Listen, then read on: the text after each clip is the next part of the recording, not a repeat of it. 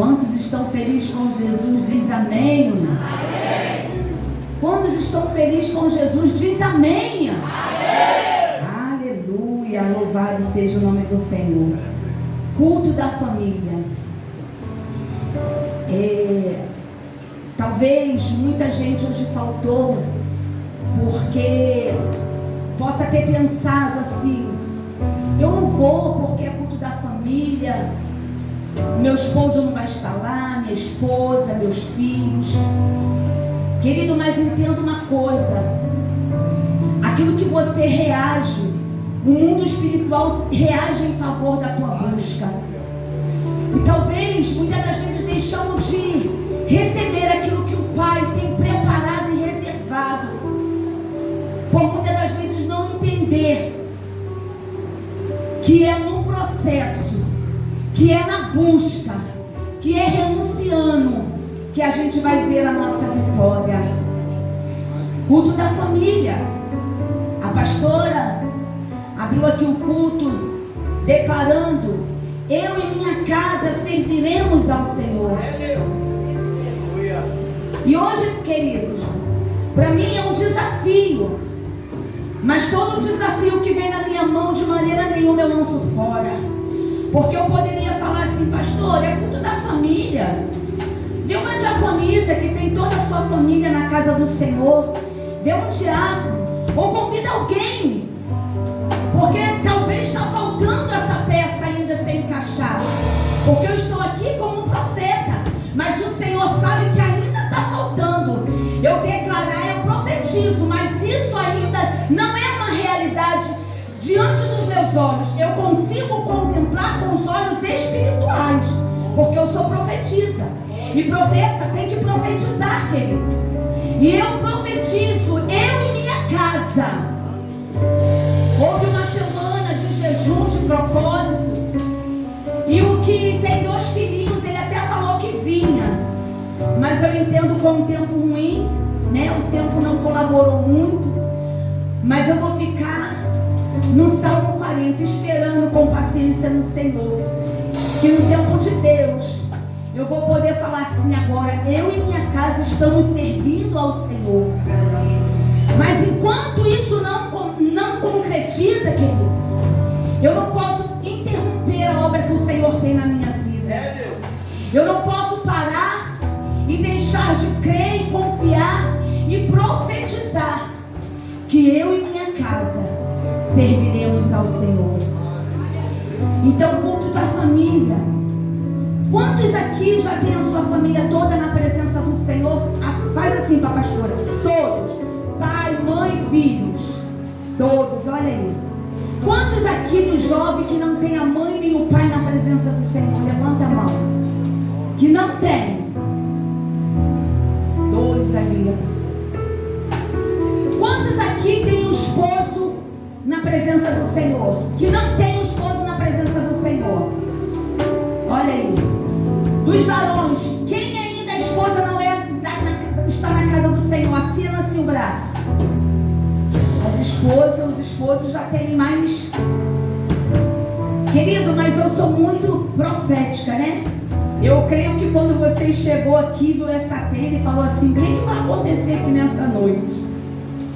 Eu gosto muito de atos proféticos, porque se eu estou aqui, porque um dia alguém fez um ato profético na minha vida, e o Senhor rasgou o céu, e o propósito de Deus se cumpriu na minha vida. Eu gosto muito de atos proféticos. E nessa noite eu não vou me estender muito, porque eu prometo de 9 horas estar encerrando este culto. Mas nós vamos fazer a leitura da palavra, e o restante, quem vai direcionar é o Espírito Santo de Deus. Você veio nessa noite disposto e permitiu o Espírito Santo de Deus trabalhar na sua vida, porque é através da tua vida que a sua família será alcançada. Oh, aleluia! Querido, entenda uma coisa: a salvação, ela é individual, sim, mas o propósito de Deus é salvar eu e a minha casa. Então talvez você possa estar aqui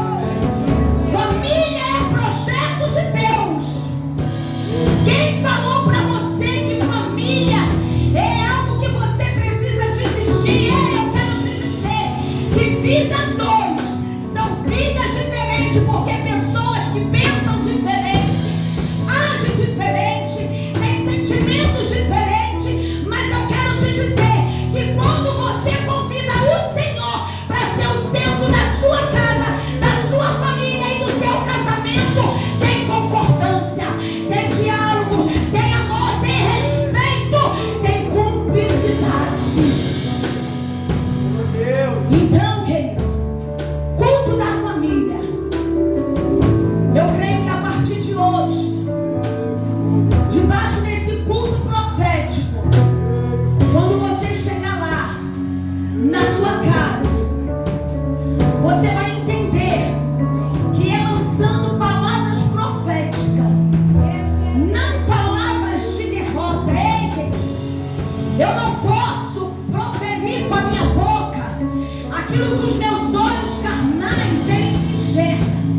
Mas quando eu sou uma mulher, uma mãe, um pai e até mesmo um filho espiritual, os meus olhos carnais pode estar vendo tudo errado, tudo bagunçado, mas eu vou ver com os olhos espirituais, eu vou profetizar, assim como Ezequiel profetizou no vale de ossos secos. Mas muitas das vezes queremos alcançar a nossa família para Jesus, queremos nossos filhos, queremos esposo, queremos esposa, mas o nosso posicionamento, a nossa fala não conduz ao Deus da salvação. Eu e você não fomos chamados para julgar. Eu entendi, querido, quando eu mudei a minha mentalidade, porque entendo uma coisa: a religiosidade, ela muitas das vezes afasta a tua família, a tua parentela, os teus filhos da convivência familiar. Porque somos muitos espirituais, somos muito santos, somos tão santos que quando alguém da nossa família erra e peca, nós queremos crucificá-los. Nós não temos paciência. Ei, eu quero te dizer que um dia eu e você fomos jovens. Então você, mãe, que tem filhos jovens, tenha paciência, tenha amor. Tem pessoas que quando se converte, ela fica tão santa, mas tão santa, que quando tem reuniões familiares, ela não está presente, porque lá vai ter bebida, porque lá vai ter música. Eu quero te dizer que não é o ambiente que te faz, mas é você que faz o ambiente. Nós não podemos quebrar a aliança familiar. Tem muitos quebrando a aliança familiar por causa de religiosidade. E não é isso que o Senhor quer. Querido, eu vou, porque toda a minha família, a família do meu esposo, ainda não se converteram a Jesus. E quando tem reuniões, quando tem aniversário, eu vou. Mas eu sei que eu preciso me comportar como uma mulher de Deus. E isso faz toda a diferença. Porque tem aniversário que eles estão lá bebendo, eles estão lá curtindo, mas quando chega na hora do parabéns, eles mandam me chamar. E o meu esposo muitas das vezes fica revoltado. Você não vai orar não. Depois que dançaram, beber, você vai orar. Eu falo para ele: marido, seja sábio. É sinal que algo de Deus eles veem em nós. E se nós estamos aqui, foi nos dado uma autoridade espiritual. E aí, querido, eles desligam o som, ficam todos em silêncio. E antes de eu orar para abençoar, eu faço apelo: arrependei-vos, porque é chegado o reino de Deus. Querido, não é um ambiente que vai roubar aquilo que o Senhor já lhe deu. Não, muito pelo contrário. Nós precisamos ser crentes sim, dentro e fora. Porque quando a nossa família, a nossa parentela precisar de um socorro, eles saberão a quem recorrer. Então, querido, vamos deixar a religiosidade de fora. Porque se nós não fôssemos tão religiosos, talvez hoje aqui faltaria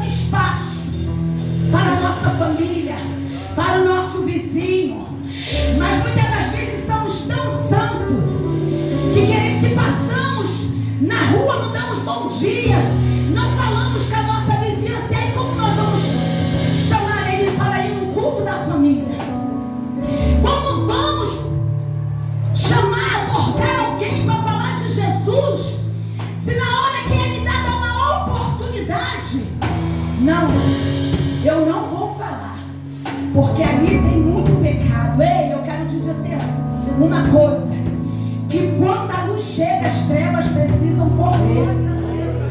E quem você tem visto dentro da sua casa? Porque, querido, e eu falo mesmo, Senhor, tu sabe que esse negócio que está acontecendo aí não é o desejo do meu coração, mas me dê sabedoria, Senhor, me dê sabedoria, porque se eu como mãe não abraçar, o mundo vai abraçar. E nós, querido, precisamos ter essa sensibilidade, não permitir que o adversário roube aquilo que o Senhor já nos deu como herança. Nossa família é herança do Senhor, família é projeto de Deus, então não abra mão da sua família. Amém? Antes de eu entrar aqui na pregação, eu separei aqui 2 textos para que nós venhamos entender aquilo que o Senhor colocou no meu coração. Primeiramente, eu coloquei aqui, pode se assentar, porque tem pessoal atrás que não vai me ver, né, por causa dessa tenda. Se você puder colocar aí para eles acompanharem ali, Êxodo 20.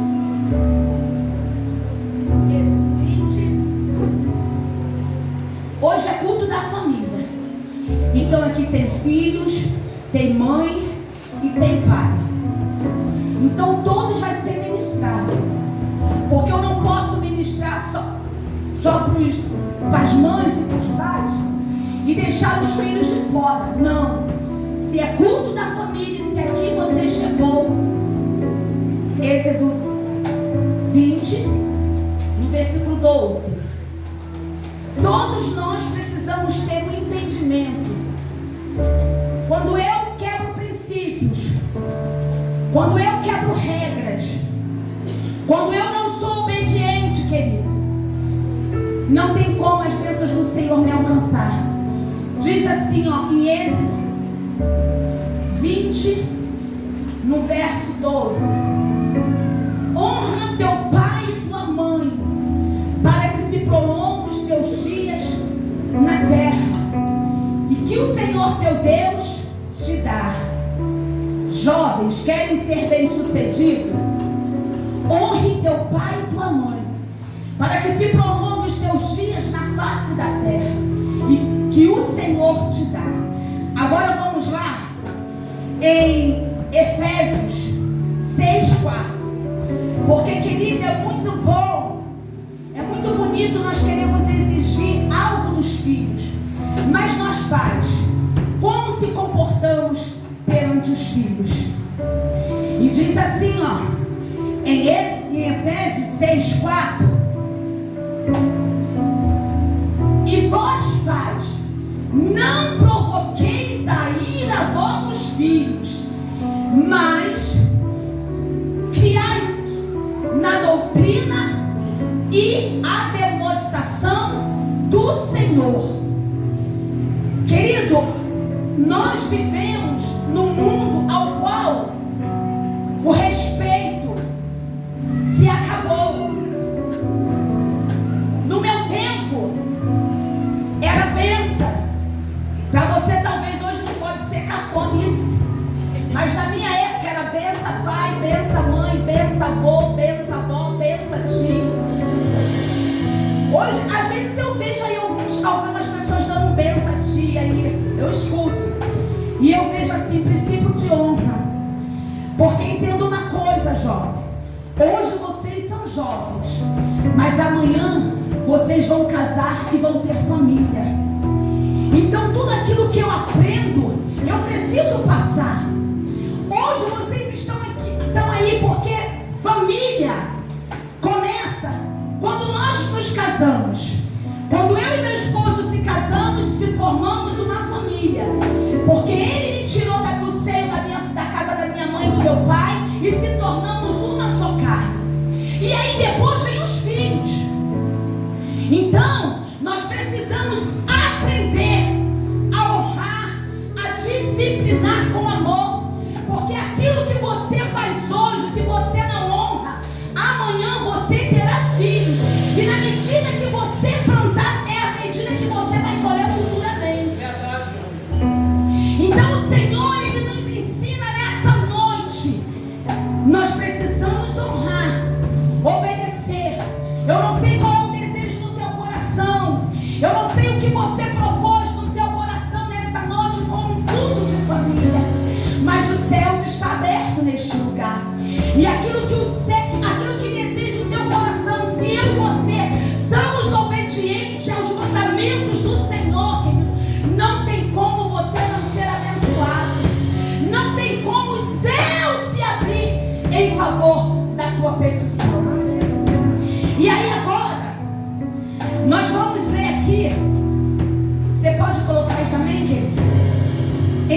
Lucas 15.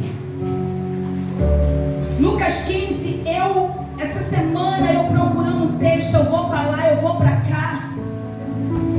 E como nós estamos falando de família, querido, o Senhor me deu aqui a parábola do filho pródigo. Porque aqui nós vamos falar de um filho, de um pai que tinha 2 filhos, todos já conhecem a história, mas o Senhor ministrou no meu coração de forma diferente. Lucas 15, no versículo 11. Versículo 11.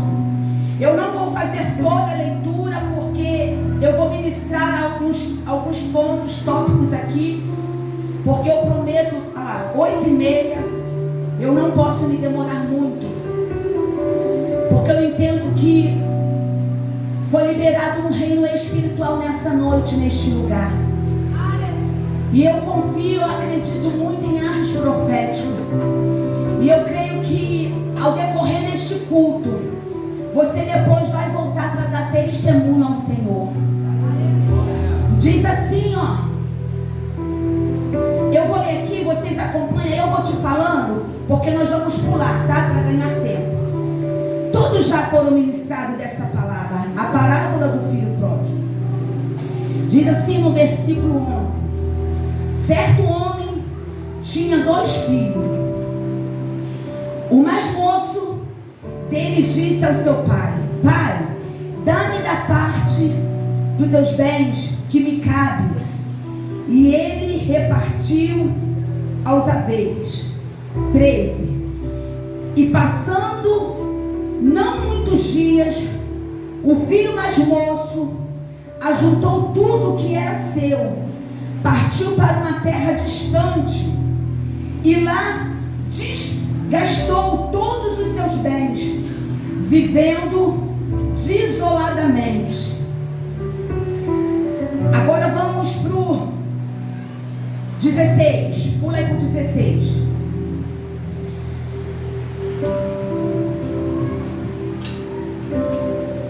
Não, 14. Vamos já para 14. Depois de ter, preste atenção, igreja. 14. Vai acompanhando aí. Foi aí? Botou 14 ali? Depois de ter consumido tudo, sobreveio àquele país uma grande fome e começou a passar necessidade. Olha o que faz quando nós quebramos princípios. Olha o que acontece quando nós passamos à frente daquilo que não é para se passar.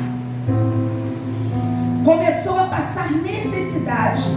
Agora vai aí para o 17. Foi? Então, caindo em si, disse: quantos trabalhadores do meu pai têm pão com fartura, e eu aqui morrendo de fome. 18.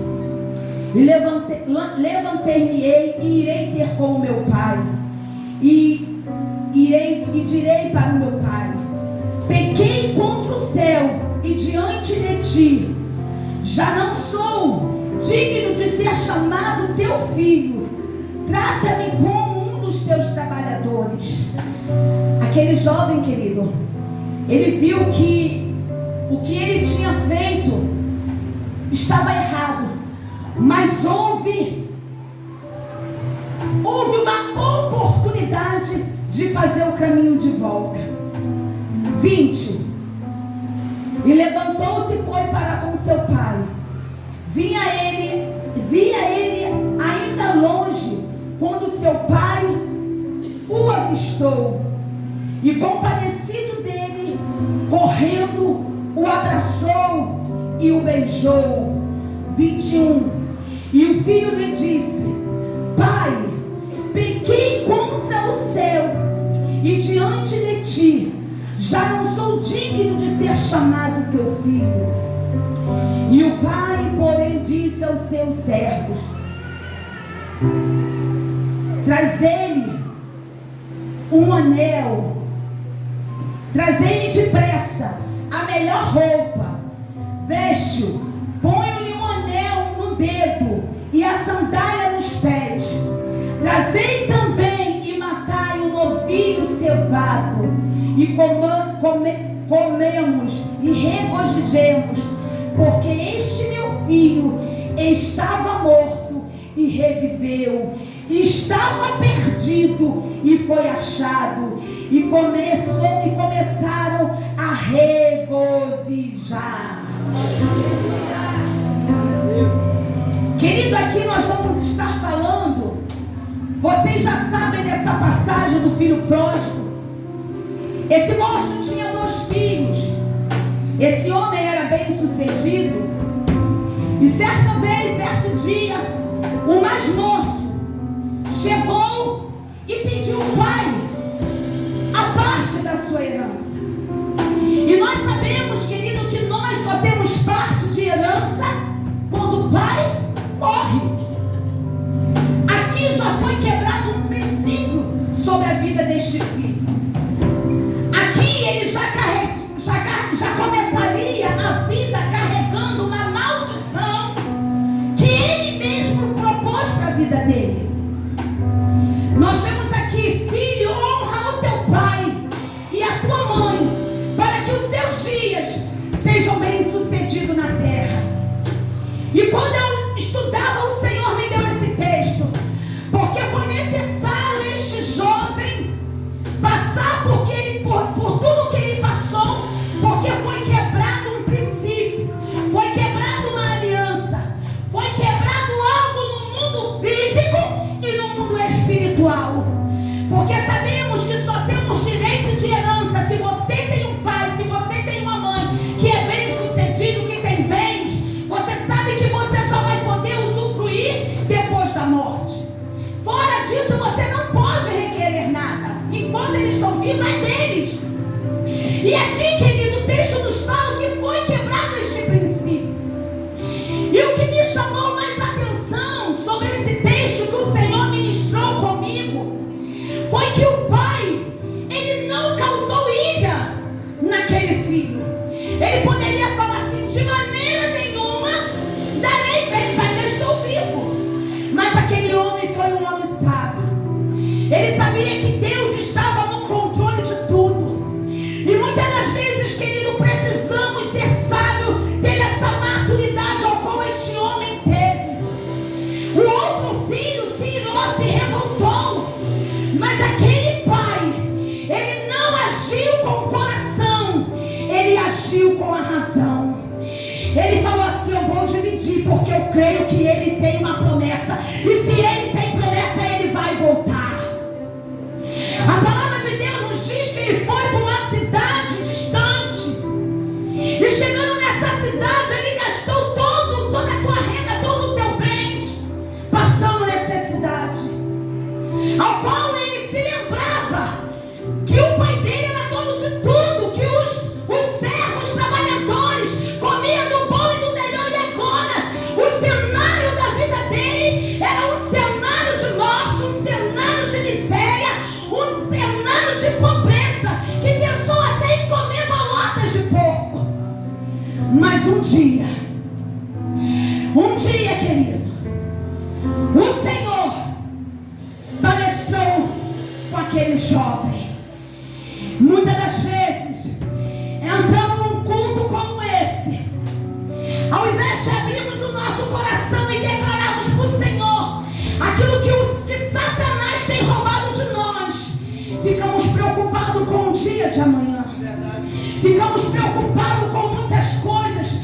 E eu costumo dizer que quando me há uma oportunidade de estar na casa do Pai, eu preciso me desligar e eu preciso me concentrar naquilo que o Pai tem para mim hoje.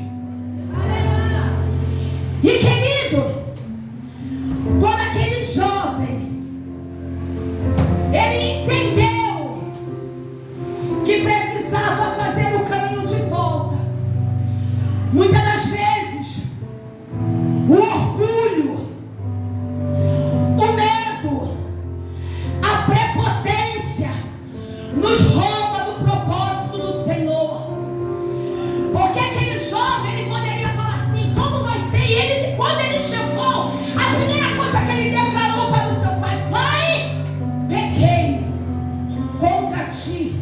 e contra o Senhor. Já não sou mais digno de ser chamado teu filho. Ei, eu quero te dizer que quando tem arrependimento, tem perdão de Deus. Quando tem, vou falar de novo, quando tem arrependimento, tem perdão de Deus. Oh, aleluia. O que você vem buscar nessa noite? Qual é a área que a sua família precisa ser restaurada?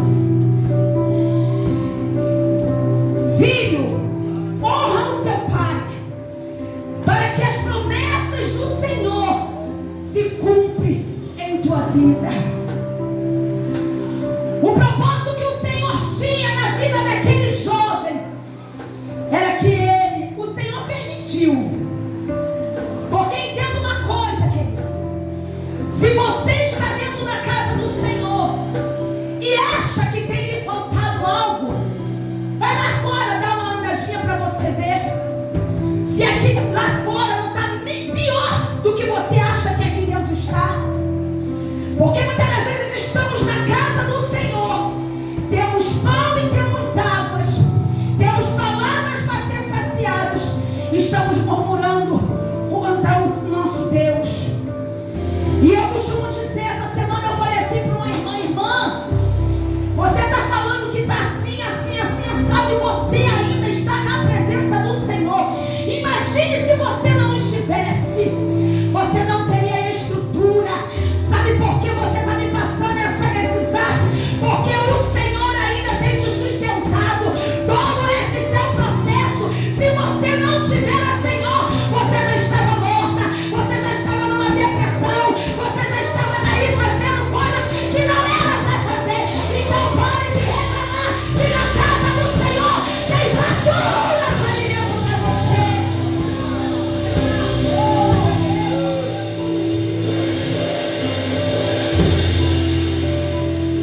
Aquele jovem, ele quebra algumas regras, ele quebra princípios. Oh, mas quando ele entende que na casa do Pai ele tinha do bom e do melhor, ele faz o caminho de volta. E quando ele faz o caminho de volta, querido,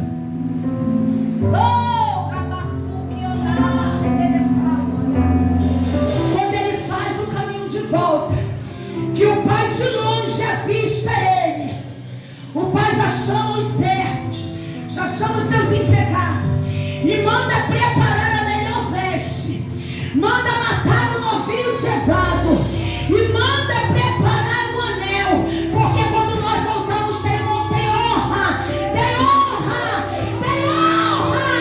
Não é desonra aí o que Satanás tem colocado para que você mexa que esse é o teu fim. Deus tem honra para você, Deus tem honra para tua casa, Deus tem honra para tua família.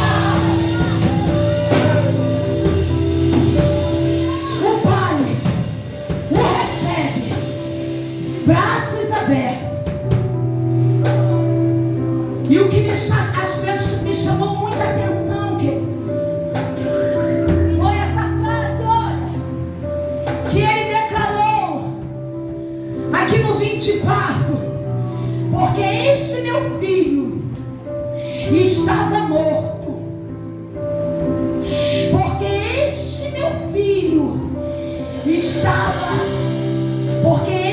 filho estava morto e reviveu, estava perdido e foi achado, e começaram a regozijar.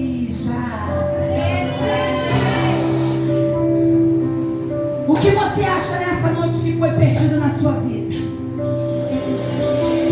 O que em tempo Satanás ele se manifesta com falas, ou até mesmo, querido, eu costumo dizer que eu faço. Cadê a Lídia? Não está aqui para me ajudar, ela não entende minhas falas. Como é que se fala aquele negócio que a gente faz no final do ano? Passa na televisão. Isso aí mesmo. Como é que é?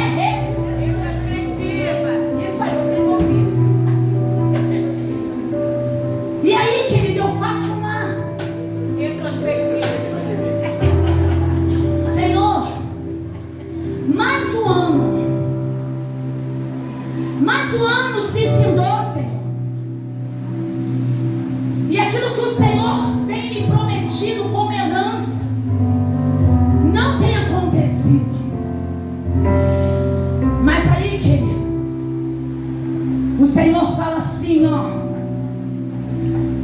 Ainda não está do jeito que o seu coração quer que esteja. Mas quantos são os livramentos que tenho eu dado? Quantos são as provisões que tenho eu, filha, cumprido para com os seus? E aí, querido, isso acalenta o meu coração. E eu entendo que nada é no meu tempo, mas tudo é no tempo do Senhor. Glória. Eu perdi a minha mãe no passado. E a minha mãe, ela sempre dizia que ela aceitou Jesus quando estava grávida de mim. Eu completei quarta-feira 47 anos. Minha mãe, ela falava que se converteu grávida de mim. E minha mãe nunca, querido, eu com 47 anos, a minha mãe nunca se desviou da presença do Senhor. Eu fui criada num lar evangélico, mas o meu pai, minha mãe não conseguiu ganhar meu pai para Jesus. Minha mãe nos criou desde pequenininho. Eram 6 filhos. Ela arrumava e ia todo mundo. Eu participei de grupo das crianças, grupo dos juniores, grupo dos juniores, dos jovens, mocidade, porque naquela época era mocidade, né? E quando eu cheguei à maioridade, eu desviei. Mas quando a palavra de Deus diz assim, ó, ensina o menino o caminho que deve andar. Porque quando nós crescemos, quando nós ficamos de maioridade, os pais não têm mais domínio. Nós fazemos a nossa escolha, ainda que sejam escolhas erradas. Mas nós temos essa liberdade de fazer essa escolha. E querido, eu tive essa oportunidade de fazer escolhas erradas. Mas um dia, quando eu olhei para o cenário da minha vida e falei assim, não foi esse caminho, não foi essa direção que a minha mãe me ensinou. Eu preciso fazer o caminho de volta. Queridos, e quando eu fiz o caminho de volta, os meus filhos já tinham 13, 14, 15, né, Diácono Marcelo? Por aí. Só, querido, que o que eu acho mais interessante, e eu vou fechar aqui agora, porque a hora não espera. Entenda uma coisa. Não foi eu que voltei para os caminhos do Senhor primeiro. Não. Todos aqui sabem que eu fui alcançada dentro de uma célula. Portanto, eu me encontrava afastada dos caminhos do Senhor. E um dia, meu filho, meu primogênito, ele foi convidado para ir no encontro jovem. E nesse encontro jovem, aconteceu algo lá, que eu não posso falar, mas que depois eu também fui neste encontro. E querido, e ele falou assim, mãe,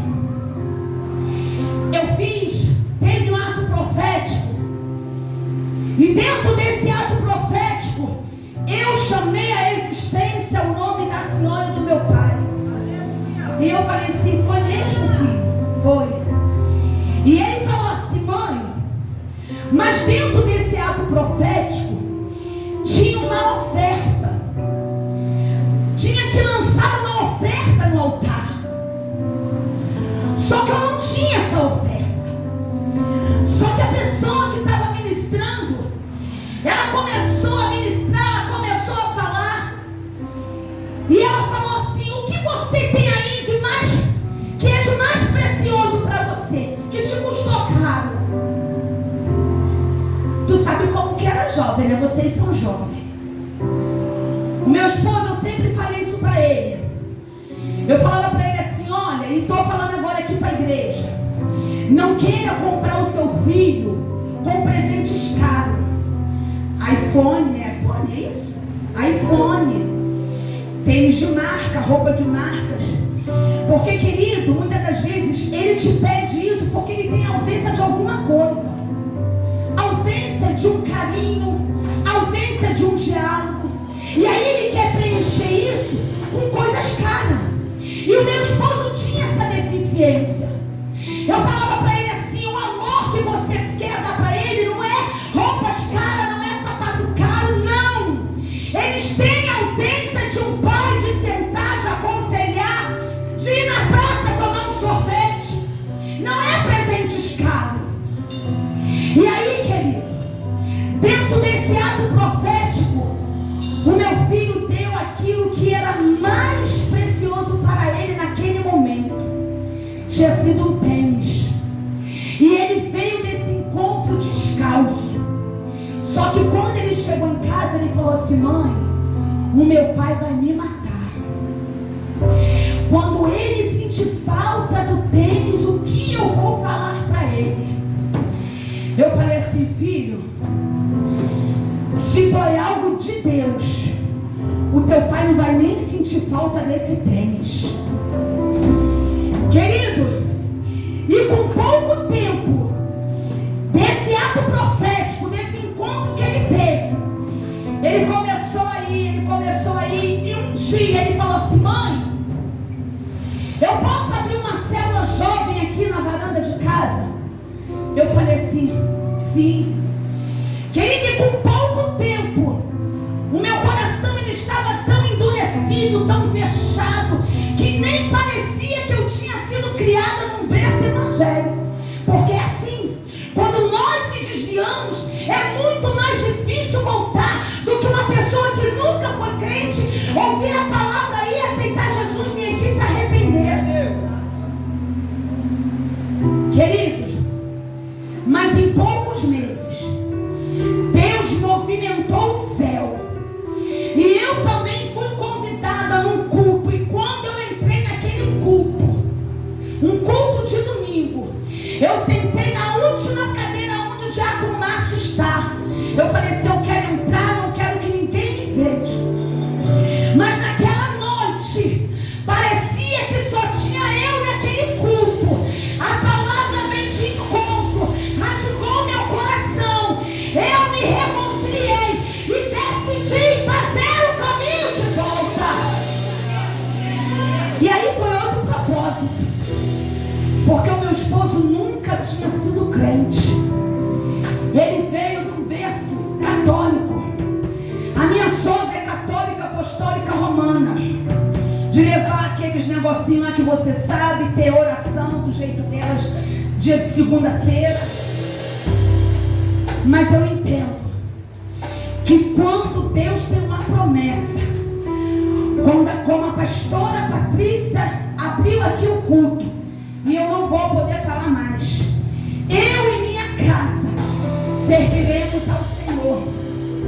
Eu peguei essa promessa, eu peguei essa palavra profética sobre a minha família. E hoje, querido, meus filhos estão casados, tenho 2 netos, e eu tenho profetizado e tenho declarado: Senhor, eu quero permanecer em vida, para que os meus olhos venham ver, porque o Senhor recolheu a minha mãe, mas ela pôde ver que a promessa que o Senhor fez dentro do ventre se cumpriu. Olha eu aqui hoje, pastora Carmen, que sou aqui da terra do avivamento. A promessa de Deus se cumpriu. Então, se Deus tem promessa sobre a tua casa, sobre a tua família, sobre os seus, não abra mão dessa promessa. E por isso, Isaac, Lucas, Cláudio, me ajuda aqui. Nós vamos estar fazendo um ato profético. Essa tenda aqui era para ter ficado aqui, de frente para o altar. Mas não conseguiu, porque vocês viram que ela é muito alta. Ia tampar a visão de quem estava lá atrás. nós vamos fazer um ato profético. Mas antes desse ato profético, porque, querido, entenda uma coisa: quem não é espiritual deve ter chegado aqui e deve ter falado assim: que tenda é essa no meio da igreja? Vai haver algum casamento aí hoje? O que vai ter de especial? Porque viu com os olhos carnais. Mas quem tem visão espiritual entende que tudo na casa do Senhor é espiritual. E aí, eu quero ler aqui para você o significado dessa tenda. O que é a tenda de Deus? A tenda é uma reunião, também conhecida como tabernáculo, ao lugar de encontro com Deus. Era onde guardava a arca da aliança, o que para aquele povo era maior tesouro, pois ela carregava as promessas de Deus. Quem tem promessa aqui? Quem tem promessa aqui que você e a tua casa vai servir ao Senhor?